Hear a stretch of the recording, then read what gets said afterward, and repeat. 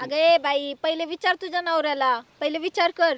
तू समजते तसं काही नाहीये, मी आपला असं चालतो गप्पा मारायला. हा का समजते तसं काही नाही. मी रोज बघते बाई फेसबुकला हा असे लफड्याचे. हिचा नवरा त्याच्याकडं आणि तिचा नवरा हिच्याकडं. तेच लफडे असतात. तुला त्यामुळं सांगत असतो लय मोबाईल उचकू नको. कधी बघा युट्यूब फेसबुक. अगं त्या युट्यूब फेसबुकमुळे ना वाटोळे झाले संसाराचे. हा का ते लोक आपले पैसे कमवून मोकळे होतात. कसे व्हिडिओ बनवतात चावट, कसे व्हिडिओ बनवतात फेसबुकला टाकतात, कसे व्हिडिओ युट्यूबला टाकतात. आणि तू ते डोक्यात घेऊन बसली आणि आपल्या आता संसाराचं वाटोळ करायला निघली का?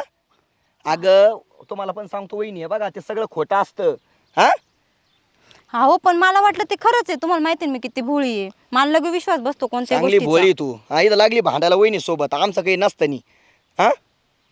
हे बघ तुझ्याबद्दल किती चांगला विचार करत होते मी.